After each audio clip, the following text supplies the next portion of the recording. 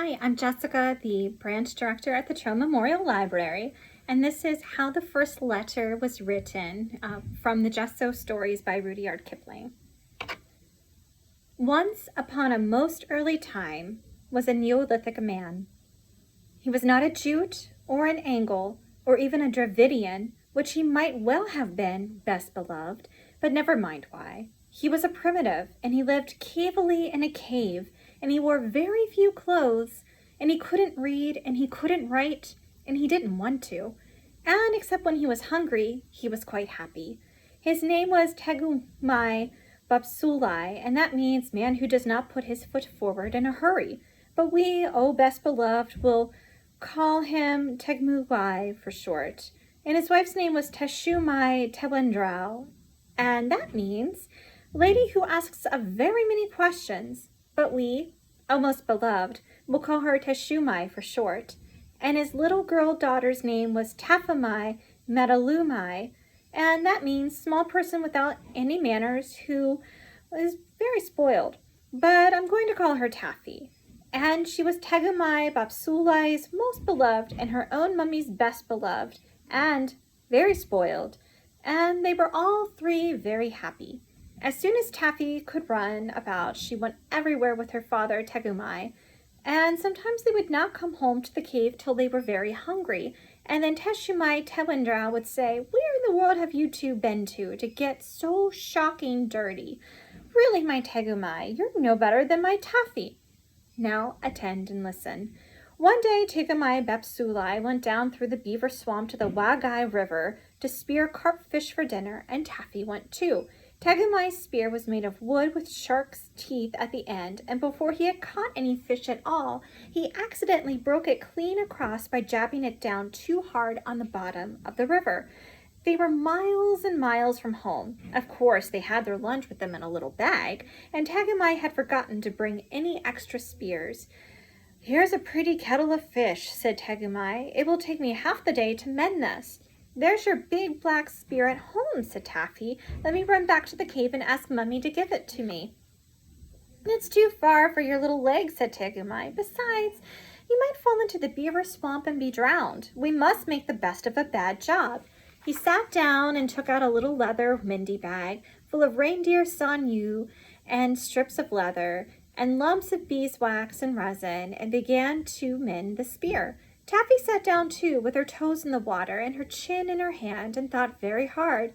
Then she said, "I say, Daddy, it's an awful nuisance that you and I don't know how to write, isn't it? If we did, we could send a message for the new spear."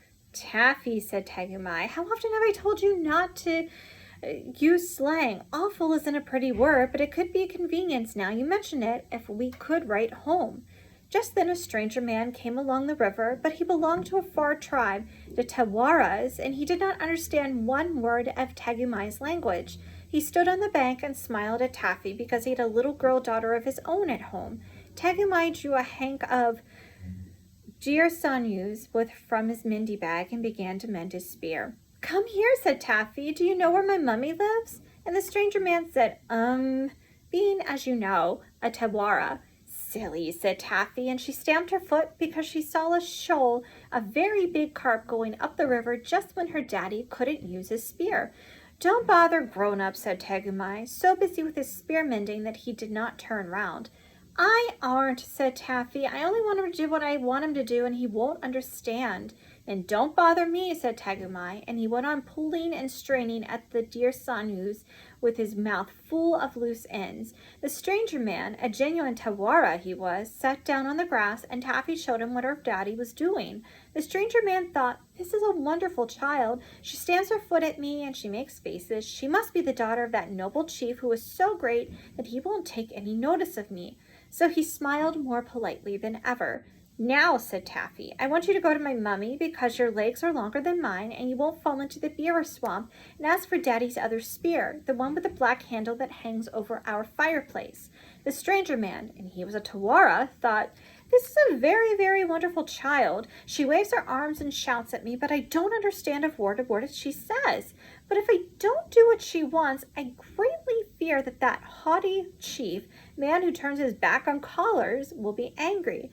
He got up and twisted a big flat piece of bark off a birch tree and gave it to Taffy. He did this, best beloved, to show that his heart was as white as a birch bark and that he meant no harm, but Taffy didn't quite understand.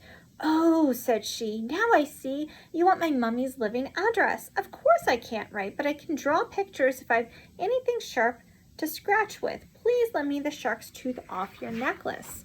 The stranger man, and he was a Tawara, didn't say anything, so Taffy put up her little hand and pulled out the beautiful bead and seed and shark tooth necklace round his neck. The stranger man, and he was a Tawara, thought, "This is a very, very, very wonderful child. The shark's tooth on my necklace is a magic shark's tooth, and I was always told that if anybody touched it without my leave, they would immediately swell up or burst. But this child doesn't swell up or burst, and that important chief, man who attends strictly to his business, who has not yet taken any notice of me at all, doesn't seem to be afraid that she will swell up or burst. I had better be more polite." So he gave Taffy the shark's tooth, and she lay down flat on her tummy with her legs in the air, like some people on the drawing room floor when they want to draw pictures. And she said, "Now I'll draw you some beautiful pictures. You can look over my shoulder, but you mustn't joggle. First, I'll draw Daddy fishing. It wasn't very like him, but Mummy will know because I've drawn his spear all broken. Well, now I'll draw the other spear that he wants, the black-handled spear. It looks as if it was sticking in Daddy's back, but that's because the shark's tooth slipped and this piece of bark isn't big enough. That's the spear I want you to fetch. So I'll draw a picture of me, myself, splaining to you. My hair doesn't stand up like I've drawn, but it's easier to draw that way. Now I'll draw you. I think you're very nice, really, but I can't make you pretty in the picture, so you mustn't be offended. Are you offended?" The stranger man, and he was a Tawara, smiled. He thought, "There must be a big battle going to be fought somewhere, and this extraordinary child who takes my magic shark's tooth but who does not swell up or burst is telling me to call all the great chief's tribe to help him. He is a great chief, or he would have noticed me." "Look," said Taffy, drawing very hard and rather scratchily. "Now I've drawn you, and I've put the spear that Daddy wants into your hand, just to remind you that you're to bring it. Now I'll show you how to find my mummy's living address. You go along till you come to 2 trees. Those are trees. And then you go over a hill. That's a hill. And then you come into a beaver swamp all full of beavers. I haven't put in all the beavers because I can't draw beavers, but I've drawn their heads, and that's all you'll see of them when you cross the swamp. Mind you don't fall in. Then our cave is just beyond the beaver swamp. It isn't as high as the hills, really, but I can't draw things very small. That's my mummy's outside. She is beautiful. She is the most beautifulest mummy that ever was, but she won't be offended when she sees I've drawn her so plain. She'll be pleased of me because I can draw. Now, in case you forget, I've drawn the spear that Daddy wants outside our cave. It's inside, really, but you show the picture to my mummy, and she'll give it to you. I've made her holding up her hands because I know she'll be so pleased to see you. Isn't it a beautiful picture? And do you quite understand, or shall I explain again?" The stranger man, and he was a Tawara, looked at the picture and nodded very hard. He said to himself, "If I do not fetch this great chief's tribe to help him, he will be slain by his enemies who are coming up on all sides with spears. Now I see why the great chief pretended not to notice me. He feared that his enemies were hiding in the bushes and would see him. Therefore he turned to me his back and let the wise and wonderful child draw the terrible picture showing me his difficulties. I will away and get help for him from his tribe." He did not even ask Taffy the robe, but raced off into the bushes like the wind, with the birch bark in his hand, and Taffy sat down most pleased. Now this is the picture that Taffy had drawn for him. "What have you been doing, Taffy?" said Tagumai. He had mended his spear and was carefully waving it to and fro. "It's a little arrangement of my own, Daddy dear," said Taffy. "If you won't ask me questions, you'll know all about it in a little time, and you'll be surprised. You don't know how surprised you'll be, Daddy. Promise you'll be surprised." "Very well," said Tagumai, and went on fishing. The stranger man, did you know he was a Tawara? Hurried away with the picture and ran for some miles till quite by accident he found Teshumai Tewendral at the door of her cave talking to some other Neolithic ladies who had come into a primitive lunch. Taffy was very like Teshumai, especially about the upper part of the face and the eyes, so the stranger man, always a pure Tawara, smiled politely and handed Teshumai the birch bark. He had run hard so that he panted and his legs were scratched with brambles, but he still tried to be polite. As soon as Teshumai saw the picture, she screamed like anything and flew at the stranger man. The other Neolithic ladies at once knocked him down and sat on him in a long line of 6, while Teshumai pulled his hair. "It's as plain as the nose on this stranger man's face," she said. "He has stuck my Tagumai all full of spears and frightened poor Taffy so that her hair stands all on end. And not content with that, he brings me a horrid picture of how it was done. Look!" She showed the picture to all the Neolithic ladies sitting patiently on the stranger man. "Here is my Tagumai with his arm broken. Here is a spear sticking to his back. Here is a man with a spear ready to throw. Here is another man throwing a spear from a cave. And here are a whole pack of people." They were Taffy's beavers, really, but they did rather look like people. "Coming up behind Tagumai. Isn't it shocking?" "Most shocking," said the Neolithic ladies, and they filled the stranger man's hair with mud, at which he was surprised, and they beat upon the reverberating tribal drums and called together all the chiefs of the tribe of Tagumai, from their hetmans and dolmens, all Nagusis, Woons, Akhoons of the organization, in addition to the warlocks, Angakocks, Juju men, Bonzes, and the rest, who decided that before they chopped the stranger man's head off, he should instantly lead them down to the river and show them where he had hidden poor Taffy. But this time the stranger man, in spite of being a Tawara, was really annoyed. They had filled his hair quite solid with mud. They had rolled him up and down on knobby pebbles. They had sat upon him in a long line of 6. They had thumped him and bumped him till he could hardly breathe, and though he did not understand their language, he was almost sure that the names the Neolithic ladies called him were not ladylike. However, he said nothing till all the tribe of Tagumai were assembled, and then he led them back to the bank of the Wagai River, and there they found Taffy making daisy chains, and Tagumai carefully spearing small carp with his mended spear. "Well, you've been quick," said Taffy. "But why did you bring so many people? Daddy, dear, this is my surprise. Are you surprised, Daddy?"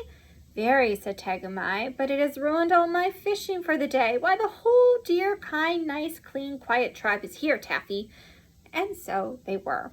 First of all walked Teshumai Tewendrau and the Neolithic ladies, tightly holding on to the stranger man, whose hair was full of mud, although he was a Tawara. Behind them came the head chief, the vice chief, the deputy, and assistant chiefs, all armed to the upper teeth, the hetmans and heads of hundreds, platoffs with their platoons, and dolmens with their detachments, woons, naguses, akhoons ranking in the rear, still armed to the teeth. Behind them was the tribe in hierarchical order, from owners of 4 caves, 1 for each season, a private reindeer run, and 2 salmon leaps, to feudal and prognathous villains, semi-entitled to have a bearskin of winter nights, 7 yards from the fire, and adscript serfs holding the reversion of a scraped marrow-bone under Harriet. Aren't those beautiful words, most beloved? They were all there prancing and shouting, and they frightened every fish for 20 miles, and Tagumai thanked them in a fluent Neolithic oration. Then Teshumai Tewendrau ran down and kissed and hugged Taffy very much indeed. But the head chief of the tribe of Tagumai took Tagumai by the top-knot feathers and shook him severely. "Explain, explain, explain," cried all the tribe of Tagumai. "Goodness sakes alive," said Tagumai. "Let go of my top-knot. Can a man break his carp spear without the whole countryside descending on him? You're a very interfering people. I don't believe you brought my daddy's black-handled spear after all," said Taffy. "And what are you doing to my nice stranger man?" They were thumping him by 2s and 3s and 10s till his eyes turned round and round. He could only gasp and point at Taffy. "Where are the bad people who speared you, my darling?" said Teshumai Tewendrau. "There weren't any," said Tagumai. "My only visitor this morning was the poor fellow that you were trying to choke. Aren't you well? Or are you ill, O tribe of Teshumai?" "He came with a horrible picture," said the head chief. "A picture that showed you were full of spears." Perhaps I'd better explain that I gave him that picture," said Taffy, but she did not feel quite comfy. "You," said the tribe of Tagumai altogether. "Small person with no manners who ought to be punished? You?" "Taffy, dear, I'm afraid we're in for a little trouble," said her daddy, and put his arm round her so she didn't care. Explain, explain, explain, said the head chief of the tribe of Tagumai, and he hopped on one foot. I wanted the stranger man to fetch Daddy's spear, so I drawed it, said Taffy. There wasn't lots of spears. There was only one spear. I drawed it 3 times to make sure. I couldn't help it looking as if it stuck into Daddy's head. There wasn't room on the birch bark, and those things that Mummy called bad people are my beavers. I drawed them to show him the way through the swamp, and I drawed Mummy at the mouth of the cave looking pleased because he's a nice stranger man. And I think you are just the stupidest people in the world, said Taffy. He is a very nice man. Why have you filled his hair with mud? Wash him. Nobody said anything at all for a long time, till the head chief laughed. Then the stranger man, who was at least a Tawara, laughed. Then Tagumai laughed till he fell down flat on the bank. Then all the tribe laughed more and worse and louder. The only people who did not laugh were Teshumai Tebwendral and all the Neolithic ladies. They were very polite to all their husbands, and said idiot ever so often. Then the head chief of the tribe of Tagumai cried and said and sang, all small person without any manners who ought to be punished. You've hit upon a great invention. I didn't intend to. I only wanted Daddy's black-handled spear, said Taffy. Never mind. It is a great invention, and some day men will call it writing. At present, it is only pictures, and as we have seen today, pictures are not always properly understood. But a time will come, O babe of Tagumai, when we shall make letters, all 26 of them, and when we shall be able to read as well as to write, and then we shall always say exactly what we mean without any mistakes. Let the Neolithic ladies wash the mud out of the stranger's hair. I shall be glad of that, said Taffy, because, after all, though you've brought every single other spear in the tribe of Tagumai, you've forgotten my daddy's black-handled spear. Then the head chief circled and said and sang, Taffy, dear, the next time you write a picture letter, you'd better send a man who can talk our language with it and explain what it means. I don't mind it myself because I'm a head chief, but it's very bad for the rest of the tribe of Tagumai, and as you can see, it surprises the stranger. Then they adopted the stranger man, a genuine Tawara of Tawar, into the tribe of Tagumai because he was a gentleman and did not make a fuss about the mud that the Neolithic ladies had put into his hair. And from that day to this, and I suppose it is all Taffy's fault, very few little girls have ever liked learning to read or write. Most of them prefer to draw pictures and play about with their daddies, just like Taffy. There runs a road of Marrow Down, a grassy track today it is, an hour out of Guildford town, above the river way it is. Here, when they heard the horse bells ring, the ancient Britons dressed and rode to watch the dark Phoenicians bring their goods along the western road. And here or hereabouts they met to hold their racial talks and such, to barter beads for Whitby jet and tin for gay shelled Turks and such. But long and long before that time, when bison used to roam on it, the Taffy and her daddy climbed that down and had their home on it. Then beavers built in Broadstone Brook and made a swamp where Bramley stands, and bears from Sheer would come and look for Taffamai where Shamley stands. The way the Taffy called Wagai was more than 6 times bigger then, and all the tribe of Tagumai, they cut a noble figure then.